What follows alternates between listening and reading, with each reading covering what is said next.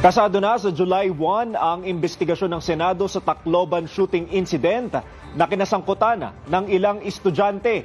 Nilinaw naman ni Senador Kiko Pangilinan ang saklaw ng Juvenile Justice and Welfare Act. Yan ang tinutukan ni Daniel Manalastas. Kontrobersyal ngayon ang Juvenile Justice Welfare Act of 2006 kasunod ng insidente ng pamamaril sa isang eskwelahan sa Tacloban City. Sa Section 6 ng batas, mayroong minimum age of criminal responsibility. Ang 15 taong gulang daw pababa na gumawa ng paglabag ay exempted sa criminal liability. Pero ang batang lalabag ay kailangan sumalang sa intervention program. Pero si Senator Kiko Pangilinan na kilalang mayakda ng batas, nilinaw ang ilang probisyon na nakapaloob dito. Hindi totoo na walang pananagutan ang mga bata. Meron talagang accountability sa ilalim ng batas. Marami kasi ang nagkakalat ng disinformation o maling impormasyon na pagka minor de edad ay walang pananagutan.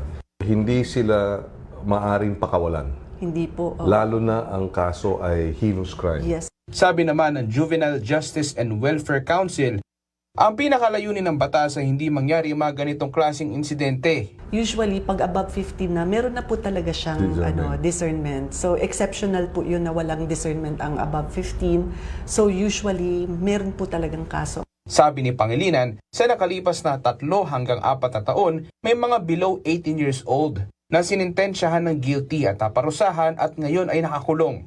Sa July 1 na nakatakda ang investigasyon ng Senado hinggil sa Tacloban school shooting base sa anunsyo ni Senator Risa Hontiveros. Ani Hontiveros, aalamin ng investigasyon kung may papel ang online platforms sa pagkalat ng marahas na ideya. Si Senate Majority Leader Juan Miguel Zubiri naman, suportado ang seryosong diskusyon sa pagban o limita sa mga bata ng access sa social media. Ayon kay Senator Erwin Tulfo, huwag hayaang mahanay ang ating bansa sa mga lugar na normal na ang mass shooting at bullying sa eskwelahan. Nangako naman si Senator Bongo na tututukan ang issue at titignan kung may kasalukuyang batas na dapat ayusin. Pero para kay Senator Robin Padilla, i-amend na natin yung juvenile na yan. Kasi talagang ang dami na nasa mukha na natin . Sabi ni Senator Joel Villanueva, dapat nang mas mag-invest ang pamahalaan sa mental health programs at kailangan ng pag-aralan ng mga panukalang maglilimita sa mga bata ng access sa social media.